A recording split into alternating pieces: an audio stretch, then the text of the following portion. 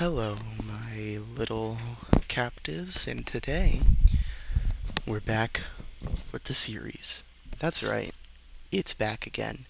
World Legends Endsieg. And this time, we have a very special event happening. It's time for Episode 5, World War II, Part 2.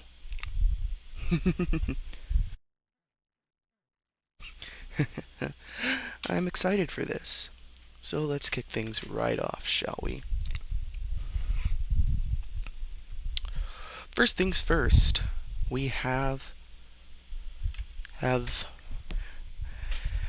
Burgundy, the starter of this war, versus Germany, the German Reich, the all-powerful, the global hegemon over this world. And then we have our little third party here, the last remaining democracies of the world, in yellow. The Democratic Allegiance that it is now called. And then we have the third party, or not the third party, my bad. I guess I should be saying the fourth party. In green, led by Turkey, or the Turkish Empire, hoping to take advantage of all three.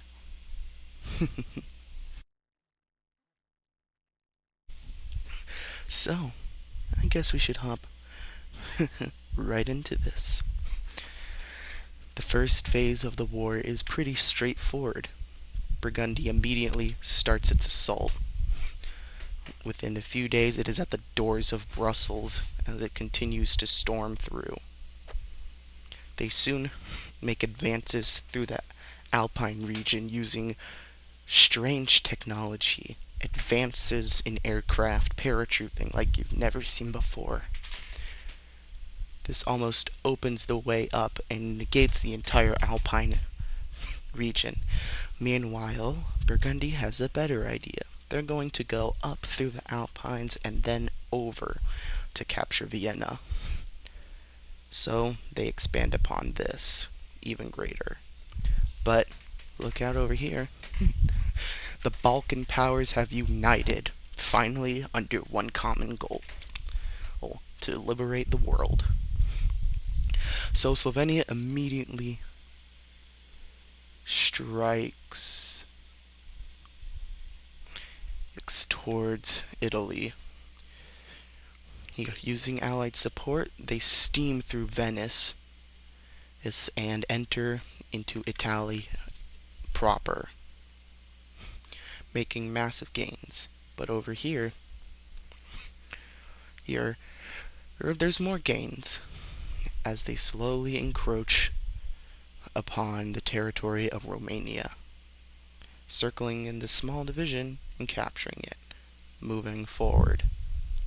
Or they start their advances and capture a few more things. Now we're going to focus over here, where we can see the Ottoman advances as it attacks for Jerusalem.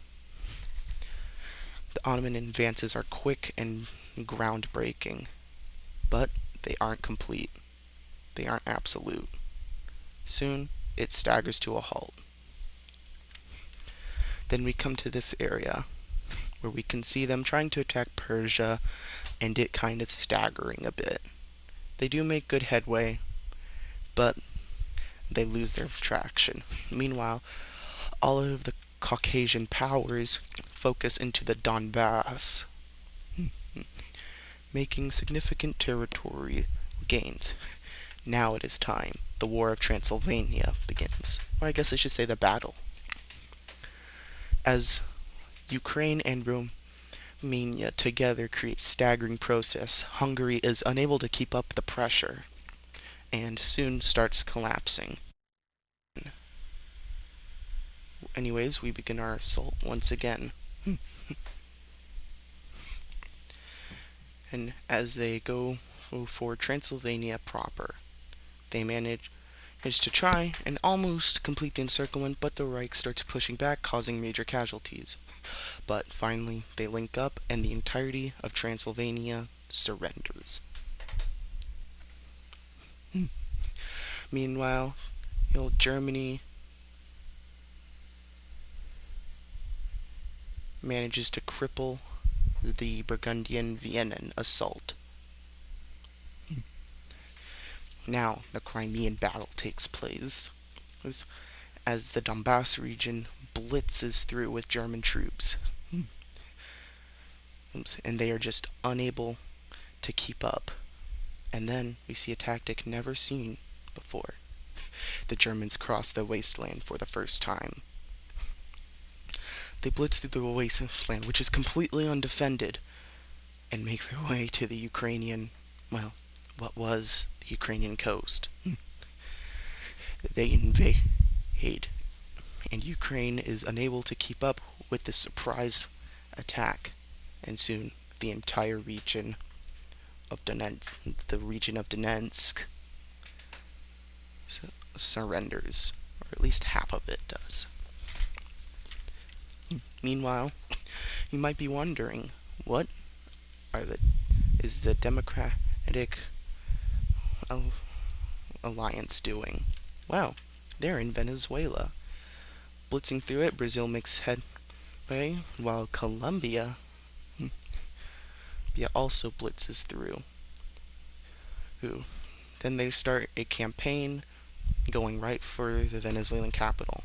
And so does a push from United Guyana, and soon Venezuela completely surrenders. Burgundy decided that the German front is going too slowly. It's time for the main focus, to knock the democracies out of Europe. An advance into Portugal is done. It's quick and lightning fast, and Portugal soon retreats to lock in a location. But the Burgundians just keep pushing until Lisbon is their last bastion. But finally, the democracies arrive, and Lisbon pushes back. Now, the democracies of the world finally rise for Operation London Bridge. They give the London Initiative, or the government in power put by Burgundy, one chance to surrender by bombing the London Bridge. They refuse, enacting Operation London Bridge. Scotland seizes the moment to invade, along with Wales, with powerful troops from Ireland and Canada. They are easily able to make their way through, but start getting pushed back and cut off. Now, it is time. Hungaro-Ukrainian advances. Well, I should just say Hungaro-Polish advances. As Hungary makes staggering advances into Croatia, Belarus, and Poland, or the Generalgouvernement, make advancements into Ukraine. Now, it's Iran's turn. Tired of being beaten back, it goes on the offensive. For Iraq, they soon open a wide front, and eventually an Iraqi rebellion occurs. Then they make their way towards the central Turkestan, where they have major success in traversing the area.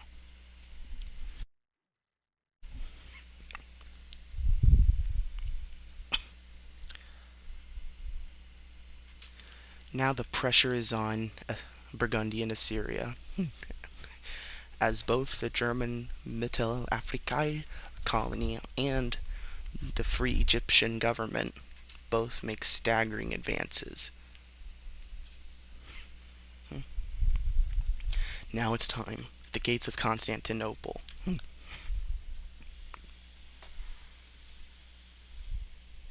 Immediately. Let's jump right in.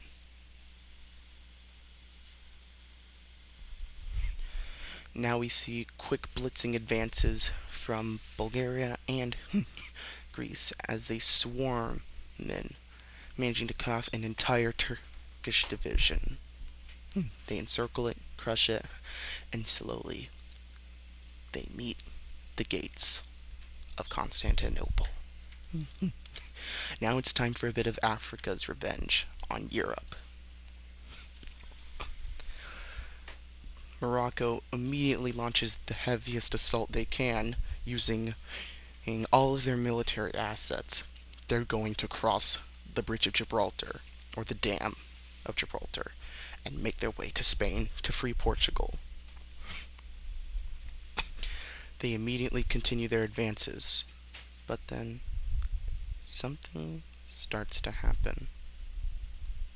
They start hearing sirens. They approach, they approach, they approach, and soon they hear the sirens. The explosion shatters windows, families, and loved ones erased within a fraction of a second. Children are just ash prints now. The shock rings like a bell throughout the world. The Gibraltar Dam no longer exists. Wiped out as if it was never there to begin with. Gibraltar, the city, is nothing but an afterthought. Tidal waves crash against the coast of Morocco. Like a flood that would never end, it starts flooding everywhere, in every which way. The entirety of the area of the Gibraltar is underwater. Massive tsunamis higher than any ever recorded in history are seen, and the shockwave is sent throughout the world. But that's just a tiny portion of the world compared to the bigger picture. If you only knew. Burgundy has just shown their secret weapon. They have detonated 3 of the first thermonuclear bombs. And that is that. Now, it is up to the rest of the world to decide how they take this action. Will they respond with their own nukes? Or will they try to unite against Burgundy to put an end to their nuclear nightmare? And this is World Legends. Endsieg.